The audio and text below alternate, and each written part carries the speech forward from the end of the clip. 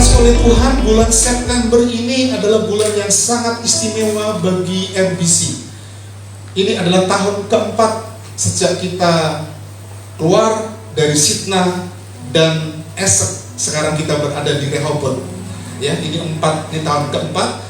Dan panitia ulang tahun gereja sudah mempersiapkan dengan sangat-sangat baik untuk acara. Sudah dimulai detail acara, dan acara yang nanti akan diusung adalah dengan konsep Royal Party. Ya. Apa itu Royal Party? Jadi saat kita ibadah, betul-betul kita menyiapkan diri sebagai bentuk ucapan syukur kita kepada Allah dengan memberikan sesuatu yang terbaik. Bukan saja saat kita beribadah berada di ruangan ini, tapi dari rumah kita masing-masing sudah mempersiapkan diri sedemikian rupa dengan kostum, dengan dress code yang istimewa, Royal Party gitu ya. Boleh couple, boleh pribadi begitu ya. Nanti di depan sana itu akan ada foto booth ya. Bapak Ibu bisa foto di sana, dan nanti tukang fotonya itu akan kirim ke multimedia. Nanti akan kita nilai bersama-sama siapa yang berhak untuk mendapatkan gift dari RBC. Wow, gift yang sangat istimewa tentunya, apalagi kalau Anda pemenangnya itu couple ya, suami istri. Saya dengar panitia itu mau pakai konde. Wow.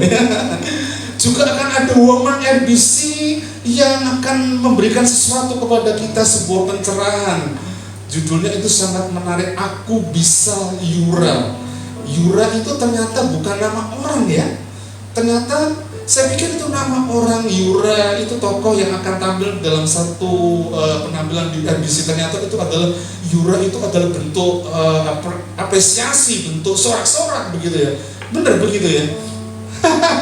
Nanti kalau saya bocorkan, nanti ada Bapak Ibu semua tidak ada yang greget dalam acara itu. Yang penting dari sini pesannya adalah dalam ucapan syukur selalu ada ungkapan yang kita persembahkan kepada Tuhan.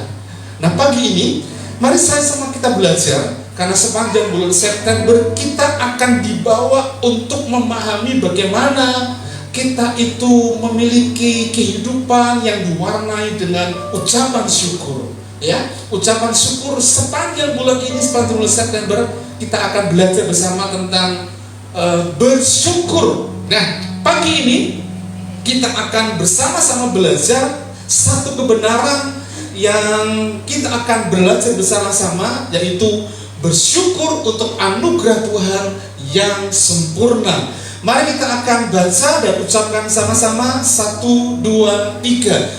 Bersyukur untuk anugerah Tuhan yang sempurna. Sekali lagi, 2, 3. Bersyukur untuk anugerah Tuhan yang sempurna. Satu ayat saja dari kitab Yakobus pasal 1 ayat yang ke-17. Mari perhatikan baik-baik, dan kita akan baca bersama-sama dari ayat ini. Yakobus pasal 1 ayat 17, demikian firman Tuhan. 1, 2, 3. Setiap pemberian yang baik dan setiap anugerah yang sempurna datangnya dari atas, diturunkan dari Bapa segala terang. Padanya tidak ada perubahan atau bayangan karena pertukaran. Amin. Puji nama Tuhan. Diberkatilah setiap kita yang selalu membaca dan merenungkan firman Tuhan dalam kehidupan kita. Bapak Ibu Saudara yang dikasihi oleh Tuhan, bagaimanakah pada umumnya Anda dan saya itu mengukur tentang kebaikan Tuhan dalam kehidupan kita? Pada umumnya kita mengukur kebaikan Tuhan berdasarkan situasi dan kondisi serta keadaan yang kita alami. Kalau kondisinya lancar, kondisinya aman, kondisinya baik, kita bisa berkata God is good all the time. Ya, kalau kondisinya lancar, keuangannya baik, tas sehat, pekerjaannya lancar, ordernya juga baik, bahkan omset yang kita miliki itu melebihi budget, melebihi omset yang kita pikirkan. Pada umumnya orang akan bisa berkata God is good all the time. All the time. Nah, biasanya begitu. Lalu bagaimana dengan kondisi keadaan ketika Tuhan izinkan kita mengalami kondisi keadaan yang tidak mudah? ada kesulitan, atau bahkan dalam teks yang kita baca, kalau kita baca keseluruhan itu bicara tentang cobaan, bicara tentang ujian. Bagaimana kalau Tuhan mengizinkan kesulitan? Apakah masih ada di antara kita yang tetap berkata, apakah Tuhan itu baik dalam kehidupan kita? Apakah ada dari kehidupan kita yang mengatakan bahwa dalam kondisi keadaan sulit, dalam kondisi keadaan tidak mudah, Tuhan tetap baik? Bapak Ibu Saudara yang dikasih oleh Tuhan, kebaikan Tuhan itu tidak dapat diukur hanya ketika situasinya dalam keadaan lancar, dalam keadaan nyaman, dalam keadaan baik. Namun Tuhan juga ketika kita menghadapi kesulitan, ketika kita menghadapi tantangan, ketika kita menghadapi persoalan, ketika kita menghadapi masalah, itu adalah kebaikan Tuhan dalam bentuk yang berbeda yang perlu kita respon dengan baik. Karena seringkali kalau persoalan masalah dan kita berkata, kok begini ya Tuhan, kok bisa begitu ya Tuhan, kita tidak bisa bersyukur. Berarti anugerah Tuhan dalam kehidupan kita yang kita miliki sampai dengan hari ini, mulai dari ketika Anda percaya mengenal Yesus Kristus sampai dengan hari ini, mungkin kita akan berkata, kok begini ya Tuhan. Kita tidak bisa bersyukur dan kita bisa memahami bagaimana anugerah Tuhan dinyatakan dalam kehidupan kita secara sempurna. Mengapa? Karena kita hanya bisa berkata saat bersyukur Tuhan baik itu saat kondisi keadaan aman, kondisi lancar. Padahal ketika ada masalah, ketika ada kondisi keadaan tidak mudah, itu diizinkan Tuhan. Kita perlu belajar ada apa ya dalam evaluasi kita, mengapa demikian? Atau jangan-jangan kita kurang setia, kita kurang beriman, kita kurang sungguh-sungguh dalam penghinaan kita kepada Tuhan. Atau mungkin kita sudah all out melayani, kita sudah memberikan semuanya kepada Tuhan, tapi mengapa Tuhan izinkan itu terjadi? Kalau saya menengok ke belakang dari perjalanan di RBC, awal ketika kita bersama-sama keluar dari gereja kita yang lama, kita ada dalam under pressure yang sama. Dalam under pressure yang sama itu, seluruh umat Tuhan itu dalam kondisi keadaan yang dalam tanda petik ada persoalan yang memang kita perlu keluar di situ sebagai bentuk respon kita. Dan kita sedang menjalani kehidupan ini. Saya selalu ingat tanggal 9 Februari 2020 ketika teman-teman lama kita rapat di rumah salah satu dari kita, dan waktu itu malam saya tidak ikut dan dipanggil dan diberikan 3 pilihan. Dan semua pilihan itu bagi saya tidak enak, gak enak, tapi tetap harus ada pilihan. Kalau Pak Yer mau keluar, kita keluar, kita bikin komunitas. Itu pilihan yang ketiga. Yang kedua, kalau Pak Yer di situ, kita keluar cari gereja sendiri. Itu pilihan kedua. Pilihan pertama, besok Sabtu karena itu hari Kamis kita demo gitu. Dan beberapa orang yang saya berharap menjadi value, faithful, obedient itu ternyata tidak dapat tergenapi dalam kehidupan mereka, karena dalam under pressure yang sama awalnya begitu, tapi ternyata mereka tidak setia, mereka cenderung lebih memilih dari apa yang menjadi keinginannya. Ketika diberikan pilihan itu, saya pilih nomor 3. Dan salah satu dari jemaat yang sudah tidak ada di sini yang mengatakan, tapi kita tidak punya apa-apa loh Pak Yer. Kalau saya secara pribadi mungkin tidak persoalan, tapi saya itu bawa ekor, istri dan anak begitu. Ketika istri dibilang begitu juga terkejut. Tapi itu persoalan yang harus direspon bersama-sama. Dan saya bersyukur ada seluruh umat Tuhan yang betul-betul all out untuk boleh ambil bagian dalam pelayanan di RBC sampai detik sekarang ini. Maka saya bilang begini, semua yang terjadi dalam kehidupan saya secara pribadi ataupun dalam pelayanan di RBC itu adalah anugerah Tuhan yang sempurna dalam kehidupan kita. Amin. Itu adalah anugerah Tuhan yang sempurna dalam kehidupan kita. Mungkin dengan kondisi keadaannya tidak mudah yang kita alami dalam kehidupan kita. Kita bekerja demikian rupa ternyata sepi kondisinya. Apalagi ada kondisi keadaan tahun depan katanya subsidi BBM yang bersubsidi itu akan dipangkas habis sehingga tidak ada subsidi katanya. Kalau begitu pun semuanya kondisi keadaan akan naik. 9 bahan pokok makanan itu kan akan naik. Nah kalau naik sementara berkat gaji kita nggak pernah naik, bagaimana? Menjadi kesulitan dan kebingungan dalam kehidupan kita. Saya berharap kita perlu menanggapi dengan bersyukur, karena itu adalah bagian yang Tuhan izinkan bagi kita dan harus ditanggapi dengan rasa syukur, karena anugerah Tuhan itu sempurna dalam kehidupan kita. Bapak Ibu Saudara yang dikasih oleh Tuhan, kalau membaca dari teks Yakobus ini, saya memulai dengan perkataan bahwa Yakobus itu menulis suratnya itu kepada jemaat-jemaat yang ada di perantauan, yang berdiaspora, yang tentunya ketika mereka berada di perantauan, mereka itu adalah orang-orang yang hidup dalam masyarakat yang majemuk, masyarakat yang beragam, ya. Dan mereka sering menghadapi apa itu tekanan dari mana? Lingkungan dari orang-orang yang non-Yahudi. Ada penekanan di antara mereka, dan mereka berkata, oh, ini adalah sebuah cobaan. Karena itu Yakobus mendorong kepada jemaat yang dari perantauan itu supaya mereka kuat dan konsisten dalam iman. Dalam apa? Menghadapi situasi yang sulit yang oleh jemaat itu adalah sebuah cobaan. Karena itu Yakobus mengatakan begini dalam ayat 13 ayat pasal 1.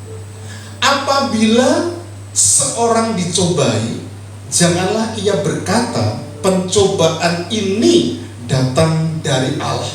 Dengan kata lain, dari kalimat yang diucapkan oleh Yakobus ini, jemaat yang ada di perantauan yang tadi saya katakan mereka hidup dalam komunitas yang beragam, dalam tekanan, mereka mengira, mereka mengasumsikan bahwa apa yang mereka alami itu adalah cobaan dari Tuhan. Karena itu Yakobus mengatakan, karena itu jangan bilang begitu, atau Tuhan tidak pernah mencoba kita. Pencobaan itu bukan datang dari Allah, sebab Allah tidak dicobai oleh yang jahat, dan Ia sendiri tidak mencobai siapapun. Tetapi perhatikan ini, tiap-tiap orang dicobai oleh keinginannya sendiri, karena ia diseret dan dipikat olehnya. Dan karena keinginan itu telah dibuai, ia melahirkan dosa. Dan karena dosa itu sudah matang, ia melahirkan maut. Keinginan sendiri. Seringkali dosa, seringkali ujian, seringkali pencobaan yang Tuhan izinkan kita alami itu karena kesalahan yang kita buat. Lebih banyak cenderung ke arah itu dibandingkan dengan apa yang dilakukan oleh orang lain ataupun dilakukan oleh kuasa kegelapan terhadap kita yang memang sedang diincar sedemikian rupa supaya jatuh dalam dosa begitu. Tapi lebih banyak dibawa kepada ini, keinginan sendiri. Termasuk ketika Yakobus mendapatkan satu protes kepada mereka yang mengatakan semua yang kami alami ini dicobai Tuhan, diuji Tuhan. Enggak, Yakobus bilang begitu karena lebih banyak kalian itu karena keinginan pribadi, keinginan sendiri yang tidak dikontrol dengan baik. Karena ketika keinginan itu dibuai, yang melahirkan dosa, dan dosa itu sudah matang, yang melahirkan maut. Perhatikan baik-baik cerita klasik di Taman Eden. Semua yang ada di taman ini tidak boleh kamu makan. Di situ ada buah pohon pengetahuan baik dan jahat. Allah sudah ngomong, jangan diambil, jangan diraba dan diambil. Kalau kamu ambil, kamu akan makan itu, kamu akan mati, kata Tuhan. Tapi ketika Hawa itu melihat buah pohon dari pengetahuan baik dan jahat itu menyenangkan, itu dimarahi dari keinginan. Dan kemudian ketika mau mau mengambilnya, sebelum ada keputusan itu, dia ketemu dengan ular yang mengatakan begini, kalau kamu makan dari buah itu, kamu akan jadi seperti Allah. Kalimat itu kemudian dibuai, keinginan dibuai, dan kemudian melahirkan dosa. Dan dosa melahirkan maut. Hal itulah yang seringkali memicu mengapa ada respon yang tidak benar dari kehidupan ini ketika Tuhan mengizinkan kondisi keadaan yang tidak mudah dalam kehidupan kita. Saya yakin di antara kita tidak ada orang yang selalu berjalan tiap hari di karpet merah tanpa tantangan. Seperti layaknya sepasang calon mempelai yang berada di altar. Semuanya bahagia kondisi keadaannya karena berjalan di karpet merah. Tidak ada satu orang pun di dunia ini yang selalu mengalami kemudian seperti berjalan di karpet merah. Selalu ada tantangan. Ketika kita membuka mata kita tiap pagi, ada tantangan yang harus kita kerjakan. Ada persoalan yang perlu kita hadapi bersama-sama. Yang penting di sini adalah bagaimana supaya kita memahami dan menang menghadapi pencobaan, menghadapi tantangan dalam kehidupan kita. Karena itu dalam kondisi keadaan baik, dalam kondisi keadaan ada persoalan, ada tantangan, itu adalah bagian anugerah Tuhan yang sempurna dalam kehidupan kita sebagai orang percaya dalam kehidupan ini. Karena itu saya mengajak pagi ini untuk kita belajar bersyukur. Keinginan itu dari teks aslinya adalah epitimia, yang berarti kata ini memiliki konotasi yang kuat, merujuk pada hasrat dan keinginan mendalam, dan seringkali dikaitkan dengan keinginan yang tidak terkendali atau sifat jahat itu tidak sehat. Dan epitimia seringkali merujuk kepada keinginan yang bersifat dosa. Ya tadi itu, keinginan.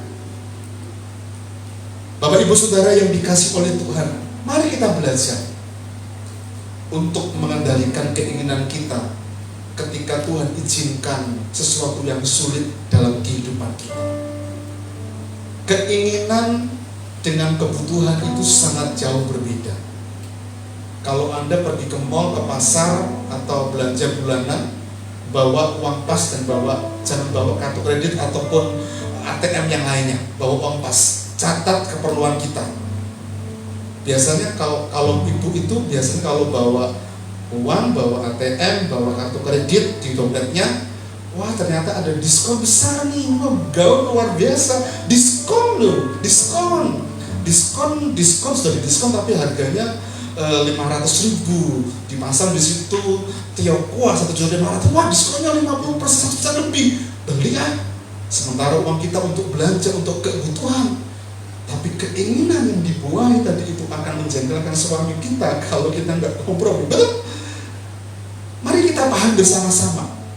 Dan keinginan yang dimaksud oleh Yakobus yang dibuai oleh yang melahirkan dosa, yang kemudian dibuai itu dan melahirkan maut, itu merujuk kepada hal-hal yang jahat yang membuat kita keluar dari kehendak Allah.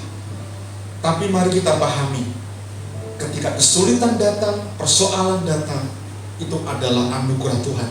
Sebab di dalam kesulitan itu ada berkat tersembunyi yang Tuhan akan nyatakan kepada kita. Amin. Mari kita belajar untuk bersyukur untuk anugerah Tuhan dalam kehidupan kita. Terutama apa? Terutama bicara tentang hal-hal yang memang kita alami secara rohani. Karena berkat anugerah itu bukan bicara tentang hal finansial saja, bukan bicara tentang keuangan saja, bicara bukan berkat saja, tapi yang paling penting dari semua yang kita miliki adalah hidup kita ada koneksi dengan Allah, yaitu keselamatan yang kita miliki. Nah, kalau anugerah Tuhan itu diberikan secara cuma-cuma buat kehidupan kita, harusnya kita sekarang ini punya kehidupan yang berbeda, punya kehidupan yang berdampak. Dan itu wujud dari rasa syukur kita kepada Allah sebagai anugerahnya yang sempurna dalam kehidupan kita sebagai anak-anak Tuhan. Nah, anugerah yang sempurna itu berbicara tentang ini, pemberian, ya, atau dalam teks aslinya itu dorea. Kata dorea itu bicara tentang pemberian atau anugerah. Ini adalah pemberian dari Tuhan yang sifatnya cuma-cuma. Mengapa cuma-cuma? Karena tidak ada satu orang di dunia ini yang sanggup untuk membayar dengan kalau itu keuangan kita. Ada sanggup membayar dengan keselamatan yang Tuhan berikan kepada kita? Tidak ada. Keuangan kita ketika kita melayani Tuhan tidak akan sanggup, karena diberikan cuma-cuma kepada kita. Bapak Ibu Saudara yang dikasihi oleh Tuhan, sama seperti Anda dan saya yang memang kita membutuhkan sesuatu, tiba-tiba ada orang yang datang membawa sesuai dengan kebutuhan kita segepok uang, dan ini berkat untuk kamu, ini berkat untuk kamu. Dan ketika kita terima berkat itu adalah cuma-cuma. Sama seperti itulah Tuhan berikan kepada kita. Tidak ada timbal balik yang Tuhan inginkan dalam kehidupan kita. Hanya ketika kita menerima anugerah yang besar itu, anugerah yang sempurna itu, kita memahami bahwa kebaikan Tuhan yang sempurna itu perlu kita balas dengan bentuk sesuatu yang kita dapat persembahkan kepada Tuhan. Itu pemberian, itu anugerah yang sempurna. Kata sempurna itu ditulis dengan kata teleia. Kata teleia itu bicara tentang sesuatu yang ilahi, yang ingin Allah inginkan dalam kehidupan kita. Itu teleia, sesuatu yang bukan finansial saja, sesuatu bicara bukan berkat jasmani saja, tapi tujuan ilahi yang Allah kehendaki. Jadi anugerah Tuhan yang sempurna itu adalah menuju kepada pemberian Tuhan yang bukan hanya hal-hal yang baik, tapi tujuan ilahi yang tidak bercacat, yang memang Tuhan inginkan kita capai dalam kehidupan kita sebagai anak-anak Tuhan. Karena itu dia memampukan kita saat menghadapi persoalan, tantangan dalam kehidupan ini. Menghadapi itu karena ada sesuatu yang lebih dari sekedar yang jasmani yang kita akan dapat raih bersama-sama dengan Tuhan. Bapak Ibu Saudara yang dikasihi oleh Tuhan, dan ini berarti bahwa apa yang diberikan Tuhan itu adalah sesuatu yang full, penuh gitu ya, utuh, sempurna dalam rencananya dalam kehidupan kita. Dan anugerah itu akan memampukan kita, karena kita bisa memahami bahwa anugerah itu melampaui materi, dan itu bicara tentang keselamatan, pengudusan, pemeliharaan Tuhan saat kita berjalan dalam pengiringan kita kepada Tuhan. Dalam pemeliharaannya dia sempurna, keselamatannya diberikan cuma-cuma, dan pengudusannya itu bicara tentang perjalanan kehidupan kita yang kadangkala ada persoalan, ada kondisi keadaan yang tidak mudah yang membuat kita harusnya memahami, dan itu bicara tentang sesuatu yang Allah kerjakan, bicara tentang pengudusan dalam kehidupan kita. Jadi tidak ada sesuatu yang dibiarkan Tuhan secara berjalan sendiri, tidak, tapi betul-betul ada dalam kontrol yang memang Tuhan inginkan supaya kita mencapai sesuatu yang ilahi. Karena itu mari kita belajar untuk bersyukur. Dan orang yang bersyukur karena anugerah Tuhan yang sempurna, itu selalu ada dampak yang dia ikuti dalam perjalanan kehidupannya. Mari kita belajar mengapa kita perlu bersyukur dan perlu berdampak untuk anugerah Tuhan yang sempurna yang kita miliki dalam kehidupan kita.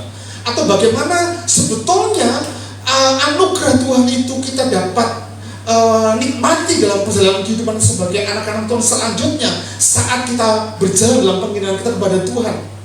Mari kita belajar untuk ini. Jadikan anugerahnya yang sempurna itu adalah sebagai dasar hidup kita. Ya, tanpa itu kita gak akan mampu. Kekayaan kita, kepandaian kita, kecakapan kita tidak akan memberikan dasar hidup yang kuat dalam pengiringan kita kepada Tuhan. Dasar yang kuat atau kekuatan dari sebuah bangunan itu dapat ditentukan seberapa dalam dan kuat pondasinya. Demikian juga dengan kehidupan.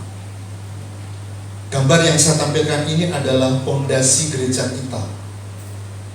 Pondasi di gereja kita ini karena arsitek memberikan ada 3 lantai begitu, dan sudah dihitung oleh teknik sipil dan pakai sistem rospel yang dipasang ada 32 titik di tanah 160 meter persegi ini, dan di atasnya ada besi ulir sebagai pondasi supaya apa? Kuat. Besi ulir 18 atau 20 Pak? 22 18 ya, besi ulir yang cukup besar gitu ya, 21 sampai 22 kekuatan besinya. Saya nggak tahu, Pak Janan kasih kode tapi nggak jelas. Dan pertanyaannya mengapa? Supaya pondasinya kuat. Anda kalau datang ke sana, apa yang Anda kagumi? Pak Dedi, apa yang pertama ketika Anda datang ke sana yang Anda kagumi? Apa Pak? Wow, pilarnya gitu ya. Pilarnya luar biasa gitu. Tapi itu yang terlihat di luar, tapi yang di dalam itu besar. Itu ada dana yang cukup besar di situ yang kita dapat. Mengapa? Karena kekuatannya itu tidak terlihat. Nah, sebetulnya dalam kehidupan kita juga demikian. Kekuatan hidup iman perjalanan kita itu didasarkan kepada pengiringan kita kepada Tuhan, dan itu nggak terlihat oleh banyak orang. Ketika Anda ada pencobaan, ada persoalan, Anda akan tetap kokoh berdiri berkata Tuhan itu baik, karena dasar yang tidak kelihatan yang kita bangun itu adalah kuat dalam kehidupan kita. Karena itu pahami bahwa anugerah Tuhan yang sempurna itu adalah cara Tuhan untuk memampukan kita menghadapi ujian, menghadapi persoalan. Bayangkan 32 rospel sedalam 3 meter di bagian-bagian titik itu, di atasnya ada besi yang besar. Itu bicara tentang sesuatu yang diinvestasikan sebagai bentuk bangunan yang kokoh. Nah, demikian juga dalam kehidupan kita. Harusnya ada investasi yang kita berikan dalam kehidupan kita supaya iman kita kokoh, iman kita kuat dalam perjalanan kehidupan kita. Efesus pasal 2 ayat 8 mengatakan begini, sebab karena kasih karunia, karena anugerah kamu diselamatkan oleh iman. Itu bukan hasil usahamu, tetapi pemberian Allah.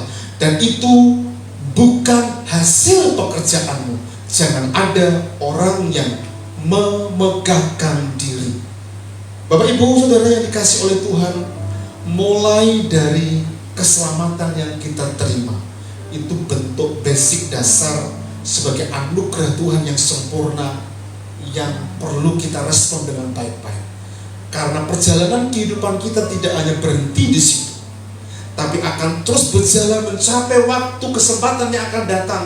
Dan pertanyaannya, ketika kita berjalan dalam pengirian kita kepada Tuhan, apakah ada kekuatan yang sanggup menahan kita tetap dalam anugerah Tuhan sekalipun ada ujian, sekalipun ada cobaan, sekalipun ada kesulitan yang terjadi? Atau justru ketika kita dalam perjalanan waktu kita mulai goyah, mulai gentar dan sebagainya? Saya sebagai seorang gembala adalah manusia biasa yang kadangkala saya keperucut ngomongnya, kadangkala saya nggak bisa memanage dengan baik. Iya, tapi beberapa orang yang terjadi mungkin benturan dengan saya sebagai gembala, tapi dalam under pressure yang sama nampaknya mereka mendukung begitu. Tapi dalam kondisi keadaan seperti itu, saya harus tetap bersyukur. Karena itu Bapak Ibu, di semua keadaan yang Anda dan saya hadapi hari ini ataupun yang akan datang, Jadikan anugerah Tuhan yang kita terima itu adalah sebagai bentuk kekuatan dasar yang akan membangun hidup kita, yang merupakan itu adalah investasi untuk masa-masa yang akan datang. Kekuatan dari bangunan itu diukur seberapa kuat dan dalam pondasinya. Demikian juga dengan kehidupan kita. Saya akan mengambil satu contoh. Contohnya adalah seorang yang bernama Stefanus. Stefanus ini adalah salah satu dari 12 diaken yang ditunjuk dari gereja mula-mula. Tapi Stefanus ini adalah seorang yang berani mati martir di rajam batu. Tapi dia seorang yang luar biasa. Dia menerima anugerah itu dan kekuatan iman sampai detik-detik terakhir di hidupnya. Dia tetap berkata bahwa Tuhan itu baik. Ketika di rajam batu, dia mengatakan seperti apa yang dikatakan Yesus di atas kayu salib. Tuhan, ampunilah mereka, sebab mereka tidak tahu apa yang mereka perbuat. Bisa nggak kita seperti Stefanus? Stefanus ini seorang diaken. Dia memiliki iman yang kuat. Dia penuh dengan Roh Kudus. Dia seorang apologet. Apologet itu seorang yang berani menyuarakan suara kebenaran sesuai dengan iman keyakinannya, dan sekalipun itu bertentangan dengan keyakinan yang lain. Itu apologet. Dan ketika dia berapologet dengan apa yang dia yakini, hukumannya tadi itu dirajam batu. Dan dia mengatakan, Tuhan, janganlah tanggungan dosa ini kepada mereka. Berani tidak kita mengatakan sesuatu yang baik kepada mereka, sekalipun ada orang-orang yang mengatakan kepada kita tidak baik? Pertama kali saya ketemu dengan Pak Dedi, oh Pak Yer itu seperti ini toh. Kok viral banget ya Pak Yer ya di sana. Ternyata dibicarakan di sana. Kenapa Pak kok viral? Iya, karena Bapak itu dibicarakan. Bicarakannya baik atau jelek Pak? Yo, ada yang baik, ada yang setengah baik, ada yang jelek Pak Yer. Tapi viral Pak Yer, viral gitu. Nah, menanggapi kondisi seperti itu, apakah kemudian saya balas? Nggak perlu. Ya, sampai hari ini saya mengatakan kepada istri saya, uang kita itu dirasani, dikatain itu kita itu nggak kerowak, you know kerowak? Nggak ada sesuatu yang sampai bengep luka di kepala kita. It's okay, berjalan, biarlah kita berlalu, Yeri berlalu sekalipun kafilah menggonggong. Oh bukan. Nah, mari kita belajar seperti itu Bapak Ibu. Belajar seperti itu, anugerahnya memampukan kita. Tapi seringkali yang terjadi adalah mungkin kita nggak membalas pukul ganti pukul gitu ya. Tapi kadang-kala kita itu mendengar postingan, melihat postingan dari orang kita sudah baper gitu. Kita baper, wah ini ngomong siapa nih? Kayaknya ngomong ke aku nih, bikin status begitu.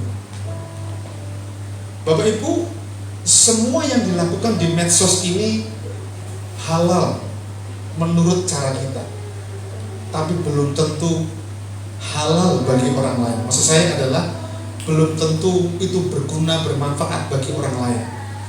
Karena itu hati-hatilah bikin status di medsos begitu. Karena itu mencerminkan kita. Ya. Ayo belajar memberkati sekalipun kita disakiti. Ayo belajar mengampuni sekalipun kita dibicarakan gitu ya. Itu yang Stefanus lakukan. Dia nggak kembali rajam batu, dia ampuni. Akibatnya apa? Ketika kita baca ayat ini, ada anak Allah yang berdiri. Apa artinya berdiri? Memberikan penghormatan kepada Stefanus yang mengatakan, Tuhan, jangan tangguhkan dosa ini kepada mereka. Anugerah Tuhan memampukan kita. Ini yang pertama. Yang kedua, mari kita belajar untuk mengandalkan anugerahnya yang sempurna dalam tiap ujian dan tantangan dalam kehidupan kita. Paulus pernah menghadapi tantangan. Dia seorang yang luar biasa. Nanti detail di poinnya ketiga saya akan kupas, tapi ini kita langsung masuk ke tengahnya saja. Dalam kitab 2 Korintus pasal 12, dia pernah dibawa oleh Allah naik ke surga tingkat 3. Tapi dalam percakapannya, tulisan dalam kitab 2 Korintus itu dia mengatakan bukan dia, tapi dari apa-apa yang dikatakan itu, banyak teolog yang mengatakan itu adalah Paulus. Dia orang yang hebat. Dia mendengar suara jeritan tangisan dari alam maut. Dia bukan orang biasa, tapi dia mengatakan, seperti saya pun masih ada duri dalam daging. Aku sudah berdoa, mungkin berkali-kali. Dia berdoa 3 kali, tapi Tuhan masih izinkan duri dalam dagingku itu tetap dan tidak pernah sembuh.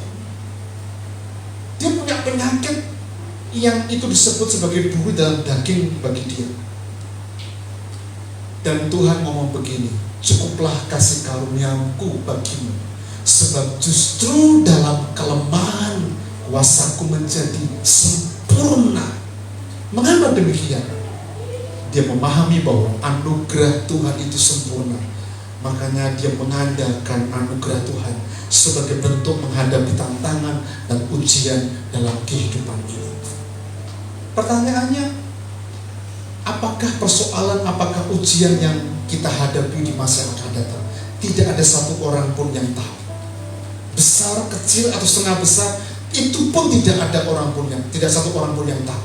Tapi tantangan dalam kehidupan kita selalu ada. Mari kita belajar untuk mengandalkan anugerah yang sempurna yang memampukan kita dan mengatakan, cukuplah kasih karuniaku bagimu. Karena dalam tantangan, dalam kelemahan, dalam persoalan, justru kuasaku menjadi sempurna dalam kehidupan kita. Mana enak dikhianati, mana enak kemudian ditikung, nggak enak semua. Tapi kadang-kala kita menghadapi realitanya juga seperti itu. Tapi mari kita belajar pagi ini mengandalkan Tuhan, karena anugerah itu sempurna dalam kehidupan kita. Yang kedua, mari kita belajar ini, hidup dalam anugerahnya yang mengubahkan kehidupan kita. Ya, hidup dalam anugerahnya yang mengubahkan kita. Kita ini adalah manusia baru, ciptaan baru, yang lama sudah berlalu. Mari kita belajar untuk tidak menjadi serupa dengan dunia. Dalam Roma pasal 12 ayat yang kedua mengatakan, janganlah kamu menjadi serupa dengan apa? Dunia ini, tetapi berubahlah oleh pembaruan budimu, sehingga kamu dapat membedakan manakah kehendak Allah, apa yang baik, yang berkenan kepada Allah, dan yang sempurna dalam kehidupan kita. Ada perubahan. Hari ini nanti akan dibagi piagam baptis, ya. Dan masing-masing anak kita yang dibaptis itu sudah punya nama baptis dan sesuai dengan pergumulannya. Saya mencarikan nama yang baru kepada Yudis. Yudis jangan ngantuk. Oh, dia sedang mendengarkan dengan baik. Ya, saya bersyukur Yudis itu bisa tampil lagi di sini setelah kehilangan ya Bu ya, lama Bu ya. Dan setelah dia baptis, saya menemukan nama yang baik untuk dia. Saya beri nama Kefas. Kefas itu artinya batu karang.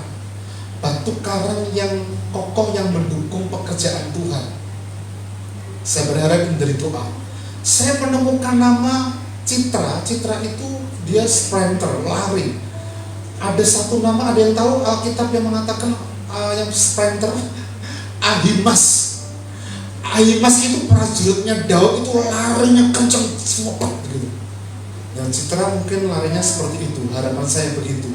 Secara harafiahnya begitu, tapi larilah cepat secara rohani, mendahului orang tuamu, mendahului kawan-kawan imanmu, seimanmu maksud saya. Itu. Termasuk Leon. Leon itu kasih nama apa Leon kamu? Sesuai dengan kamu yang pandai melebihi pandainya Om Yen. Saya ngomong satu gitu ya, dia sudah ngomong berkali-kali dengan apa yang saya diskusikan. Karena apa? Cakap ya pandai. Saya kasih nama Yosef dia. Yosef itu kan pandai mengartikan mimpi. Yosef, pilih Yusuf, orang keren Yusuf, bahasa Inggrisnya Om Yosef. Nah, mereka menyandang nama-nama baru karena sudah ada perubahan sejak merintis. Tapi yang paling penting bukan ada di sini. Yang paling penting itu adalah perjalanan kehidupan kita yang sudah diubahkan tiap-tiap hari. Sekali lagi contohnya adalah Paulus. Ya, kalau Nathan sama Iyo ini sudah baptis, namanya sudah baptis dari kecil. Lahir procot itu sudah nama baptis. Nathanael itu artinya itu tidak ada kecurangan di dalam hidupnya. Wah, keren ya. Papanya itu luar biasa. Tapi Iyo saya belum tanya Pak Bambang apa namanya artinya. Ya, Bapak Ibu, Paulus itu dia seorang sebelum bertobat dia penganiaya jemaat. Dia ketika bertobat mengalami banyak mujizat. Ya, ketika dia bertobat mengalami banyak mujizat. Dimulai dari perjalanannya menuju Damsyik. Ketika dia ketemu dengan Tuhan, matanya buta. Dan selama 3 hari dia gak bisa melihat. Dan Ananias yang ditemui itu berdoa menyembuhkan dia. Setelah itu dari waktu ke waktu perjalanan hidupnya diwarnai dengan mujizat. Jadi kalau Anda dan saya mau mengalami mujizat Tuhan, mulailah dengan cara satu perubahan hidup yang menyenangkan Tuhan. Termasuk pelayanannya. Dia kemudian menjadi seorang misionaris yang gigih dalam hidupnya. Mengapa demikian? Karena dia hidup dalam anugerah yang sempurna yang telah mengubahkan dia. Ketika dia berjalan menjalani kehidupan ini, dia tahu bahwa dia sudah berubah. Dia bukan penganiaya jemaat, tapi seorang rasul, seorang misionaris. Dia bukan seorang yang dulu, tapi dia seorang yang sekarang, yang diwarnai dengan banyak sekali mujizat dalam kehidupannya. Karena itu Bapak Ibu, saya menantang kepada kita pagi ini, jadikan hidup kita tiap waktu mengalami mujizat. Karena ada komitmen perubahan yang signifikan yang kita dapat nyatakan dalam hidup, dalam rumah tangga kita, sehingga orang lain itu bisa melihat ada perubahan yang sejati dalam kehidupan kita sebagai anak-anak Tuhan. Mari kita perhatikan anugerahnya yang sempurna.